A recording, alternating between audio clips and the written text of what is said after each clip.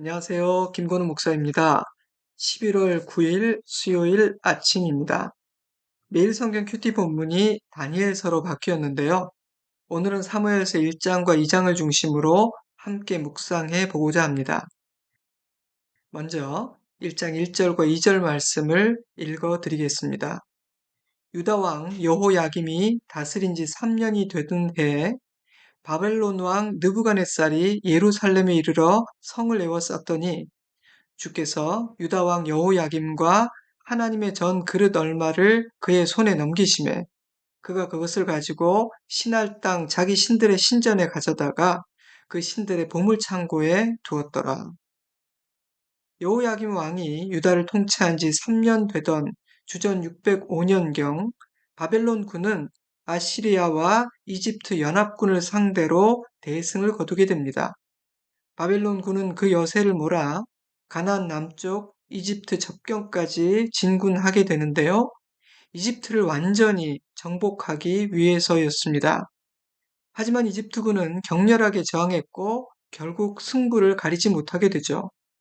바벨론 왕 느부갓네살은 돌아가는 길에 예루살렘에 들러 유다의 충성 맹세를 받아냈고 전리품과 인질들을 데리고 바벨론으로 돌아가게 됩니다. 이때 다니엘도 포로 중 한 사람으로 잡혀가게 되는데요. 학자들은 15세 전후의 나이였을 것으로 짐작하고 있습니다. 북이스라엘은 이미 아수르에 의해 멸망했고 남유다 왕국도 약해질 대로 약해져 강대국들의 흥망성쇠에 따라 이리 치이고 저리 치이던 쉽지 않은 시대였습니다. 다니엘서 1장 1, 2절에 기록하고 있는 이 사건은 유다 몰락의 신호탄과 같았죠. 하박국 선지자는 하나님을 버리고 우상을 섬기고 있으며 온갖 죄악을 일삼는 유다를 보며 왜 이들의 죄악을 심판하지 않으시냐고, 왜 침묵하고 계신 거냐고 하나님께 따져 물었습니다. 하나님은 바벨론을 몽둥이 삼아 패역한 유다를 심판할 것이라고 대답하셨죠. 이제 그 말씀이 구체적으로 실현되고 있었던 것입니다. 바벨론은 세 차례에 걸쳐 유다 백성들을 포로로 데려갔는데요. 주전 605년경에 있었던 1차 포로 압송 때 다니엘과 세 친구가 잡혀갔고 주전 597년경에 있었던 2차 포로 압송 때 에스겔을 포함한 약 8천여 명의 포로들이 잡혀가게 됩니다. 2차 포로 합송 후에 바벨론은 여호야긴 왕의 숙부 시드기야를 왕으로 세웠는데요. 시드기야는 주전 588년경 두로와 암몬과 손을 잡고 바벨론의 반기를 들게 됩니다. 나라의 독립을 위해 맞섰다고 볼 수도 있겠지만 이 일이 유다를 향한 하나님의 징계요 심판이라는 관점에서 바라본다면 그것은 사람의 생각에 불과했습니다. 때로는 잠잠히 매를 맞아야 할 때가 있는데 말입니다. 게다가 시드기야는 하나님이 아닌 이집트를 의지했습니다. 때문에 결과가 나빴죠. 그 소식을 들은 바벨론은 즉시 침공해 왔고 유다를 지켜주겠다던 이집트의 약속이 지켜지지 않았습니다. 사람과 세상은 의지할 것이 못됨을 이집트는 확실하게 보여준 것입니다. 그리하여 유다는 허무하게 무너집니다. 예루살렘은 포위되었고 포위된 채로 1년 이상을 버텨보았지만 결국은 함락되고 말아요. 그때 비참함을 표현한 곳이 예레미야 예가입니다. 그때 비참함을 노래한 곳이 예레미야 예가입니다. 바벨론군은 시드기야가 보는 눈앞에서 그의 아들들을 처형했고 시드기야 왕은 두 눈이 뽑힌 채로 바벨론에 잡혀가게 되므로 주전 586년 남유다는 멸망합니다. 불신앙과 불순종의 길을 걷고 있음에도 불구하고 우리는 하나님의 택함받은 나라이니 결코 망하지 않는다고 자부했던 유다이지만 하나님의 무서운 심판은 말씀하신 그대로 엄중히 실행되고 있었습니다. 다니엘서는 그러한 역사적인 배경 안에서 쓰여진 책입니다. 그런데 1장 2절에 우리가 놓치지 말아야 할 중요한 문장이 있습니다. 주께서 유다 왕과 성전의 그릇들을 바벨론 왕 느부갓네살의 손에 넘기셨다. 이 일은 팔레스타인의 패권을 어느 나라가 차지하느냐, 즉 강대국들에 의해 이루어진 사건이 아니라 하나님께서 뜻하셔서 주도하고 계신 일이라는 의미입니다. 다니엘서의 가장 핵심이 되는 주제는 다니엘이 포로로 잡혀오게 된 일부터 바벨론의 총리가 되어 포로된 나라에서 하나님의 백성들을 보호하는 역할을 하는 일, 그리고 바벨론의 멸망과 유다의 귀환, 이 모든 일들을 주관하시는 역사의 주인이 하나님이시라는 사실입니다. 하나님은 단지 이스라엘 한 나라의 왕이 아니라 세상 모든 나라의 왕이시라는 것이죠. 세상 역사는 마치 힘이 센 나라에 의해 쓰여지는 것처럼 보이지만 하나님의 손에 의해 쓰여지고 있다는 것입니다. 하나님은 한 지역에 제한되는 신이 아니시며 인간 역사에 아무런 영향을 끼칠 수 없는 나약한 분이 아니시다. 다니엘은 그것을 말하고 있는 것입니다. 느부갓네살 왕은 하나님의 전에 있던 그릇들을 가져가 자신들의 신전에 두었는데요. 정복한 나라가 정복당한 나라의 신전에서 기물을 가져가는 것은 당시의 풍습 중 하나였다고 합니다. 그런 행동에는 너희 신은 우리의 신보다 약하다. 즉, 신들의 위계 질서를 정리하는 상징적인 의미가 있었다고 해요. 그리하므로 정복당한 나라가 섬기던 신의 능력이 자신들이 섬기는 신의 아래로 종속된다고 생각했던 것입니다. 그러나 다니엘서는 그러한 인간의 생각, 세상의 풍조의 정면으로 반박합니다. 하나님은 천하 만물 모든 권세를 다스리시는 왕이시요 역사의 주인이시기에 그 누구도 그 어떤 신도 감히 맞설 수 없는 크고 강하고 위대하신 하나님이시라는 것입니다. 사랑하는 성도 여러분, 당신은 이 사실을 믿으십니까? 만약 하나님이 그런 분이심을 진실로 믿는다면, 내가 그 하나님의 통치 아래 있는 하나님의 백성임을 믿는다면, 나의 생각과 선택, 나의 삶에 어떤 변화가 일어날 것 같습니까? 저는 다니엘서가 우리에게 그것을 묻고 있으며 도전하고 있다고 생각합니다. 자, 그렇다면 이 책의 중심 인물인 다니엘은 어떤 사람입니까? 다니엘은 왕족이거나 귀족 출신이며 15세 즈음에 바벨론으로 잡혀갔고 다니엘서 10장에 기록된 계시를 받을 때에는 80대의 노인이었던 것으로 짐작되고 있습니다. 당시 평균 수명이 40에서 50세 정도였음을 감안한다면 참으로 장수했던 사람이죠. 다니엘은 페르시아의 고레스 왕 초기까지 살면서 세 왕을 섬겼고 유다의 멸망과 바벨론 제국의 흥망성쇠를 목격한 역사의 산 증인입니다. 이사야, 예레미야, 에가, 에스겔, 다니엘 이 5권의 대선지서 중에 한 권인 다니엘서는 환상과 꿈 이상으로 가득한 어려운 책이에요. 하지만 이 책이 익숙하게 느껴지는 이유는 우리에게 익숙한 다니엘과 세 친구의 이야기가 있기 때문입니다. 그래서 다른 선지서들에 비해서 왠지 친근하게 느껴지고 읽어본 경험이 있는 책이죠. 오늘은 1장과 2장을 중심으로 다니엘이라는 인물에 대해 묵상해 보고자 합니다. 다니엘은 배울 것이 참으로 많은 좋은 신앙의 선배이며 훌륭한 정면 교사이기 때문입니다. 첫째로 다니엘은 뜻을 정한 사람이었습니다. 다니엘서 1장 8절 다니엘은 뜻을 정하여 왕의 음식과 그가 마시는 포도주로 자기를 더럽히지 아니하리라 하고 자기를 더럽히지 아니하도록 환관장에게 구하니 다니엘의 상황은 좋지 않았습니다. 나라를 잃고 우상과 탐욕으로 가득한 세속나라, 이방나라 한가운데에서 다니엘은 살아야 했습니다. 그것도 10대 때 말입니다. 그럼에도 불구하고 다니엘이 자신의 신앙을 지켜내고 마음과 몸의 정결함을 유지할 수 있었던 비결은 뜻을 분명히 정했기 때문입니다.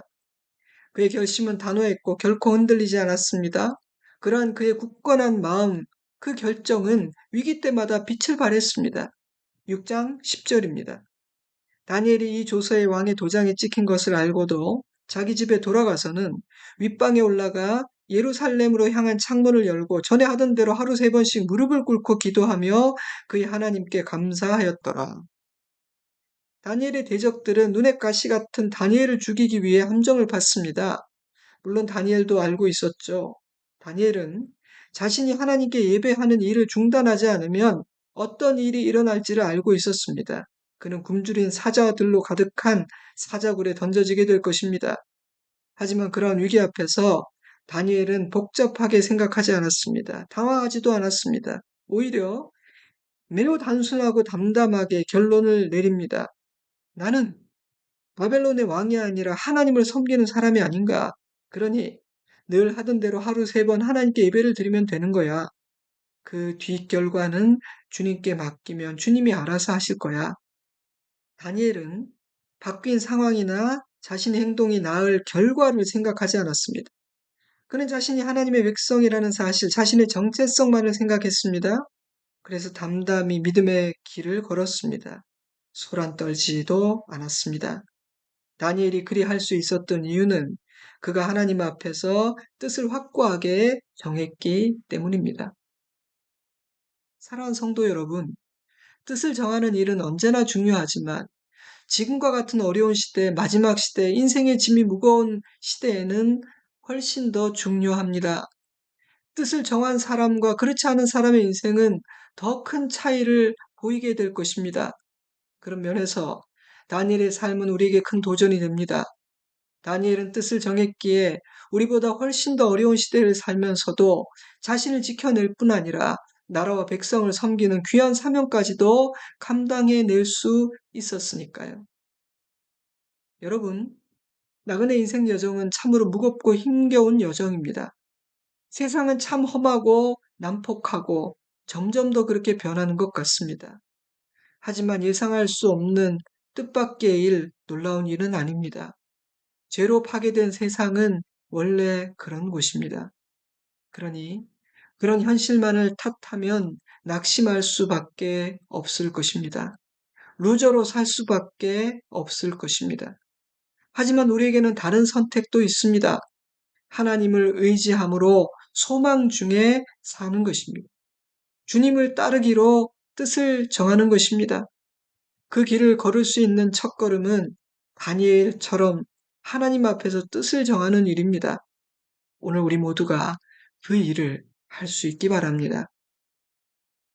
둘째로, 다니엘에게는 기도를 부탁할 수 있는 믿음의 친구들이 있었습니다. 다니엘서 2장 16절. 다니엘이 왕께 구하기를 시간을 주시면 왕에게 그 해석을 알려드리리다. 이에 다니엘이 자기 집으로 돌아가서 친구들에게 그 일을 알리고 하늘에 계신 하나님이 이 은밀한 일에 대하여 불쌍히 여기사 다니엘과 친구들이 바벨론의 다른 지혜자들과 함께 죽임을 당하지 않게 하시기를 그들로 하여금 구하게 아니라 그들로 하여금 기도하게 아니라 자신이 꾼 꿈을 아무도 해석하지 못하자 느부갓네살 왕은 진노하여 바벨론의 모든 지혜자들과 다니엘과 세 친구까지도 죽이라는 명령을 내립니다. 근위 대장을 통해 그런 소식을 전해 들은 다니엘은 왕에게 나아가 그 꿈을 해석할 사람이 있으니 조금만 시간을 달라고 부탁합니다. 그리고 세 친구에게 기도해 달라고 부탁하죠. 다니엘은 지혜롭고 신중하고 겸손하게 대응했습니다. 그는 엄청난 위기 앞에서 당황한 나머지 조급하게 행동하지 않았습니다. 큰 위기를 만나면 좌절하게 되기도 하고 조급하게 말하고 행동하다가 더 큰 실수를 저지르기 쉽습니다. 때문에 저는 위기 앞에서 조급해지지만 않아도 침착함을 유지하기만 해도 절반 이상 성공한 거라고 생각합니다. 평정심을 유지하는 사람은 실수하지 않을 확률, 지혜롭게 극복하고 이겨낼 확률이 높습니다. 또한 다니엘은 나는 지혜로우니 지금 당장 왕을 만나게 해주십시오 라고 경솔하고 교만하게 행동하지 않았습니다. 지혜는 나에게 있는 것이 아니라 하나님께 있다. 오직 하나님만이 나에게 꿈을 해석할 수 있는 지혜를 주실 수 있다 생각했기 때문입니다. 저는 이러한 다니엘의 태도 하나하나를 묵상하며 참 실제적인 교훈들이 많구나, 배울 것이 많구나 그런 생각을 했습니다. 그 중에서도 가장 인상적인 사실은 다니엘에게는 그 모든 상황을 나누고 기도를 부탁할 수 있는 신실한 믿음의 친구들이 있었다는 사실입니다. 그는 홀로 외롭게 싸우는 고독한 전사가 아니었던 겁니다. 사랑하는 성도 여러분, 물론 내 자신의 영적 실력을 기르는 것은 정말 중요한 일이고 가장 중요한 일입니다. 하지만 아무리 실력을 길러도 우리는 여전히 연약하고 부족합니다. 우리의 원수 사단은 매우 강할 뿐 아니라 교활하기까지 합니다. 매일의 삶은 만만치 않기에 산 넘어 산이란 생각이 들 때도 적지 않습니다. 엎친 데 덮친 격으로 고난이 겹쳐지고 게다가 몸까지 아프면 싸워 이길 힘은커녕 견뎌낼 기운조차 사라져 버립니다. 때문에 우리 모두에게는 나를 지지하고 나를 지켜주고 나를 응원하고 나를 축복하며 함께 기도해 줄 믿음의 친구들이 반드시 필요합니다. 여러분, 다니엘과 같이 뜻을 정한 믿음의 사람조차 기도를 부탁하고 있지 않습니까? 바울도 동역자들에게 항상 기도를 부탁하지 않았습니까? 그러니 여러분, 믿음의 친구를 사귀시기 바랍니다. 기도를 부탁할 사람이 여러분 주변에 있기를 바랍니다. 그리고 여러분이 누군가의 친구 되시기 바랍니다. 기도에 도움을 주시기를 바랍니다. 우리의 인생 여정은요, 혼자서는 완주하기 어려운 여정입니다. 그래서 전도서는 이렇게 권면합니다. 한 사람이면 패하겠거니와 두 사람이면 맞설 수 있나니 세 겹줄은 쉽게 끊어지지 아니하느니라. 아멘. 셋째로 다니엘은 자신이 아닌 하나님을 드러내는 사람이었습니다. 그 어떤 순간 어떤 상황에서도 다니엘은 자기 이름을 앞세우지 않습니다. 2장 20절 다니엘이 말하여 이르되 영원부터 영원까지 하나님의 이름을 찬송할 것은 지혜와 능력이 그에게 있음이로다. 그는 때와 계절을 바꾸시며 왕들을 패하시고 왕들을 세우시며 지혜자에게 지혜를 주시고 총명한 자에게 지식을 주시는도다. 다니엘서 2장 27절 왕이 물은 바 은밀한 것은 지혜자나 술객이나 박수나 점쟁이가 능히 왕께 보일 수 없으되 오직 은밀한 것을 나타내실 이는 하늘에 계신 하나님이시라. 다니엘은 언제나 하나님을 높였고 하나님의 이름과 영광을 먼저 생각했습니다. 저는 바로 그것이 다니엘이 왕이 바뀌고 나라가 바뀌는 그 오랜 시간 동안 인정받고 쓰임받을 수 있었던 비결이라고 생각합니다. 여러분, 우리가 언제 넘어지는지 아십니까? 하나님의 이름보다 나의 이름이 하나님의 뜻보다 나의 뜻이 앞서는 순간 우리는 넘어지고 무너지게 됩니다. 사울 왕이 그랬습니다. 어느 순간 하나님의 나라보다 자신의 왕권이 자기 이름이 귀해지게 된 사울은 다윗이 이스라엘의 숙적 블레셋을 물리친 것이 전혀 기쁘지 않았습니다. 오히려 그를 칭송하는 노래를 들으며 질투와 분노에 사로잡혀 눈이 멀어버리죠. 그때부터 사울의 몰락은 시작됩니다. 만약 그가 끝까지 자신의 이름과 뜻, 자신의 왕좌가 아닌 하나님의 나라와 하나님의 영광과 뜻을 먼저 생각했더라면 그의 마지막은 그렇게까지 비참하지는 않았을 것입니다. 그러나 그는 어느 순간부터 하나님이 아닌 하나님이 자신에게 주신 것들을 의지하기 시작함으로 무너진 것입니다. 그러나 다니엘은 모든 순간 모든 상황에서 하나님을 앞세우고 자신은 뒤에 서려고 합니다. 왕이시여 저를 보지 마세요. 이 지혜를 주신 분은 하나님이십니다. 은밀한 것을 나타내시는 분은 하나님이시지 제가 아니에요. 이것이 다니엘의 한결같은 태도였습니다. 그래서 다니엘을 만난 사람들은 다니엘의 지혜만 본 것이 아니라 그가 섬기는 하나님을 보게 됩니다. 느부갓네살 왕의 고백을 들어볼까요? 2장 47절 너희 하나님은 참으로 모든 신들의 신이요 모든 왕의 주제시로다. 내가 능히 이 은밀한 것을 나타내었으니 내 하나님은 은밀한 것을 나타내시는 이시로다. 사랑하는 성도 여러분, 나를 만나는 사람들이 내가 섬기는 하나님 보게 되기를 바랍니다. 바로 그것이 증인의 삶이고요. 지금은 그 어느 때보다 그런 사람들, 그런 증인들이 필요합니다. 마지막 네 번째로 다니엘에게는 실력이 있었습니다. 실력이 없으면 미천이 금방 드러나게 됩니다. 높은 자리에 오를수록 미천은 더 빨리 드러나게 되죠. 그러니 욕심내지 않고 자기에게 맞는 옷을 입으려고 하는 것이 지혜로운 일입니다. 무리수를 두거나 욕심을 부리지 않고 주님의 시간과 때를 따르는 것이 좋은 일입니다. 만약 나에게 꿈이 있다면 차근차근 실력부터 쌓아야 합니다. 잘 준비가 되면 주님께서 기회를 주십니다. 내가 가만히 있어도 하나님이 콕 집어 꺼내어 당신의 나라를 위해 사용하십니다. 다니엘과 세 친구에게는 맡은 일을 감당할 수 있는 실력이 있었습니다. 그래서 총리가 되고 각 지역을 다스리는 자로 세워졌을 때 미천이 드러나는 것이 아니라 오히려 실력이 드러나 더욱 빛을 발하게 됩니다. 왜냐하면 그들은 실력을 갖춘 사람, 잘 준비된 사람이었기 때문입니다. 사랑하는 성도 여러분, 주님의 영광을 높이고 증인으로 살기 위해서는 실력도 있어야 합니다.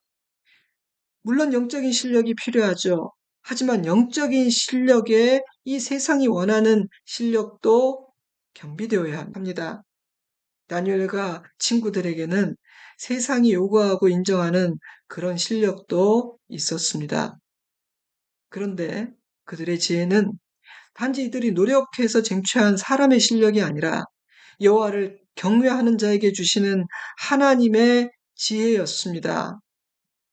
다니엘서 1장 17절 하나님이 이 네 소년에게 학문을 주시고 모든 서적을 깨닫게 하시고 지혜를 주셨으니 다니엘은 또 모든 환상과 꿈을 깨달아 알더라. 잠언 9장 10절 여호와를 경외하는 것이 지혜의 근본이요 거룩하신 자를 아는 것이 명철이니라. 아멘. 우리 모두에게 주님께서 맡기시는 일을 잘 감당할 수 있는 실력과 지혜가 있기를 주님의 이름으로 축복합니다. 여호와를 전심으로 경외함으로 하늘의 지혜를 가진 자로 사는 우리이기를 주님의 이름으로 축복합니다. 아멘. 오늘은 다니엘서의 배경과 다니엘이라는 인물에 대해서 묵상해 보았습니다. 나에게 주시는 말씀이 있다면, 내게 주시는 도전이 있다면 마음에 새기고 하나님 앞에 반응하는 은혜가 있기를 바랍니다. 이제 잠시 기도하는 시간을 갖도록 하겠습니다. 저는 주일에 뵙겠습니다. 사랑합니다. 축복합니다. 평안하세요. 건강하십시오. 샬롬.